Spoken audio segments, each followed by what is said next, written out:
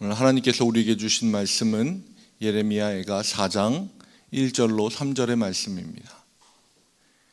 예레미야가 4장 1절로 3절까지의 말씀입니다. 예레미야가서 4장 1절로 3절까지의 말씀 다 찾으신 줄 알고 한 목소리로 합독하겠습니다.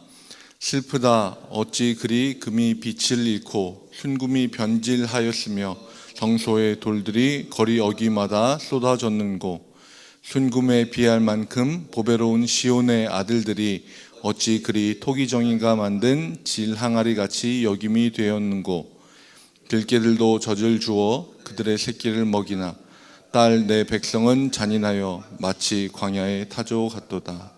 아멘. 참 좋으신 주님의 평화가 새벽을 깨우는 모든 기도자들 가운데 함께 하시길 축복합니다. 오늘은 오염된 하나님의 백성이라는 제목으로 예레미야가 4장의 말씀을 함께 나누겠습니다. 매일 성경의 본문은 4장 1절부터 10절까지의 말씀입니다. 여기에서는 선민이었던 이스라엘이 전락하고 피폐하게 된 상황에 대해서 묘사하고 있습니다.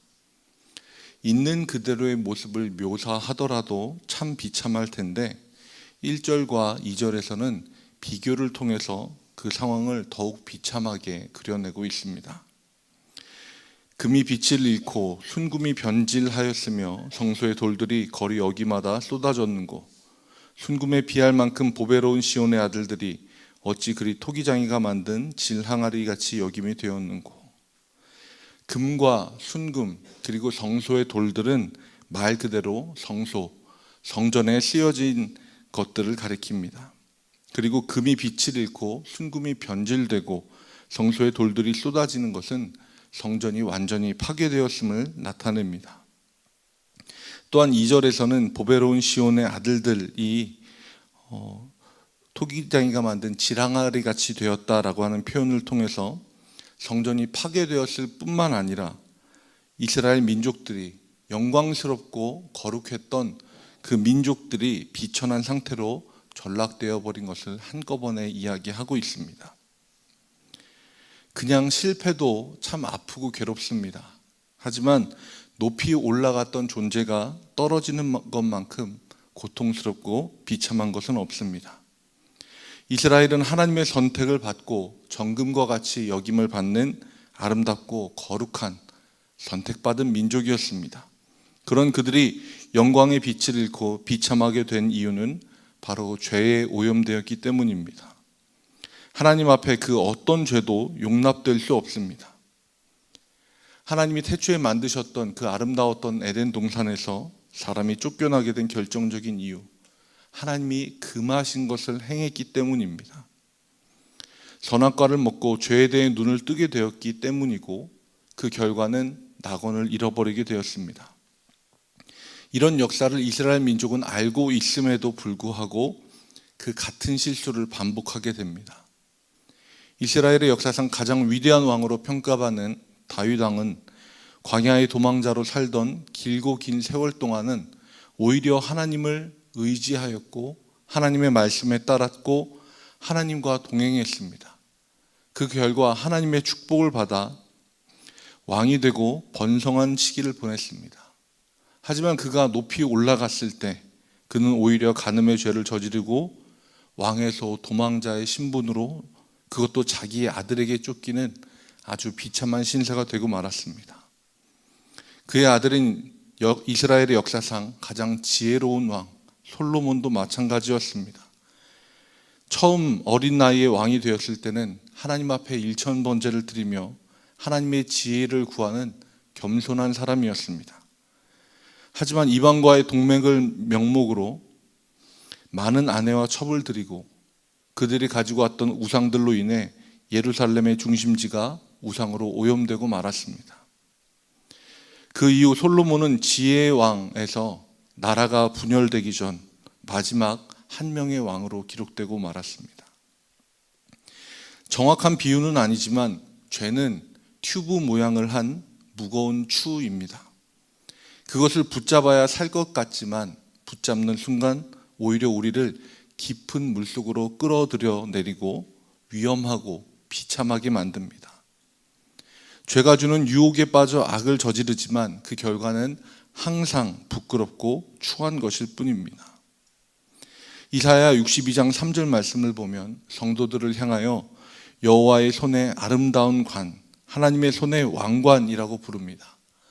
우리가 하나님의 품 안에 있을 때에는 하나님의 자랑스러운 자녀이지만 죄에 오염되고 난 후에는 하나님으로부터 멀어질 뿐만 아니라 빛이 금을 잃고 금이 빛을 잃고 변질된 것처럼 성전에 돌들이 쏟아져 내린 것처럼 그렇게 무너져 내릴 수밖에 없습니다. 2절 말씀에 나와 있는 시온의 아들들이 토기장이가 만든 질 항아리가 되고 말았다고 이야기합니다. 질그릇 항아리가 되었다는 것은 천한 존재가 되었을 뿐만 아니라 이미 예레미야 선지자가 예레미야 18장 19장에서 이야기한 것처럼 토기장이에 의해 질그릇이 깨어지는 그 예언이 이루어졌음을 나타냅니다. 3절에 들어서서는 그 선택받은 민족이 들깨로 비유되고 있습니다.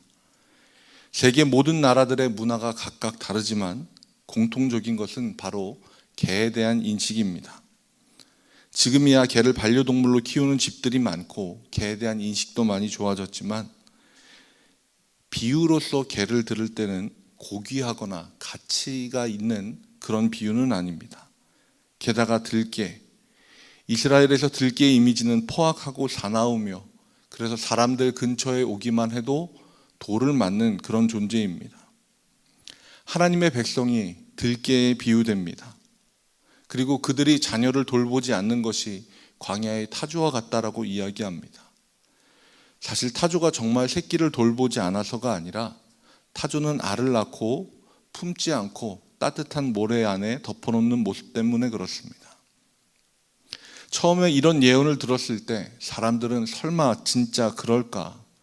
혹은 하나님의 선택받은 백성이 우리가, 내가, 나는 그렇지 않을 거야 라는 생각을 가졌을지도 모릅니다. 하지만 오늘 매일 성경 본문의 마지막인 10절 말씀에 보면 비참하고 참혹한 이스라엘의 상황을 보여줍니다. 내 백성이 멸망할 때 자비로운 부녀들이 자기들의 손으로 자기들의 자녀들을 삶아 먹었도다 라고 기록합니다. 사람이 사람을, 그것도 자신의 자녀를 그렇게 한다는 것은 상상조차 할 수 없는 비참한 일입니다. 오늘 나눈 말씀을 가지고 우리가 기억해야 하는 것은 하나님의 말씀에 순종하고 은혜 안에 거하는 삶을 사는 것만이 정말 선택받은 하나님의 백성답게, 사람답게 사는 길이라고 하는 것입니다. 알리스터 맥그레스라고 하는 신학자는 God-shaped hole이라고 하는 표현을 사용했습니다. 이것은 마음속에 하나님만이 채울 수 있는, 하나님이 딱 들어맞는 구멍이 있다라고 하는 겁니다. 그 빈자리를 죄된 것들로 채워보려고 노력하지만 그 모든 시도들은 다 무너질 수밖에 없습니다. 하나님의 빈자리를 하나님이 아닌 다른 것으로 채울 수 없다는 겁니다. 그 자리를 죄로 채우는 것이 아니라 마땅히 하나님의 자리로 채우고 순금과 같이 성소의 돌들처럼 굳건하고 고귀한 삶을 살아가는 여러분들이 되시길 주님의 이름으로 축복합니다. 기도하겠습니다.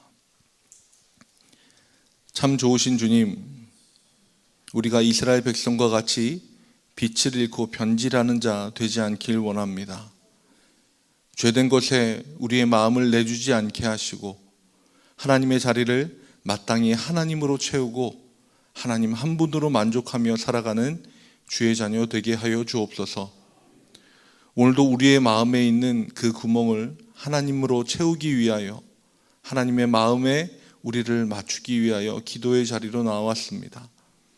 함께 가지고 나온 모든 기도 제목들 하나님의 뜻에 맞추어 구할 수 있게 하시고 하나님의 뜻에 맞는 기도를 드릴 때 하나님이 내려주시는 놀라운 하늘의 은혜와 축복으로 그 자리들을 채워 주옵소서.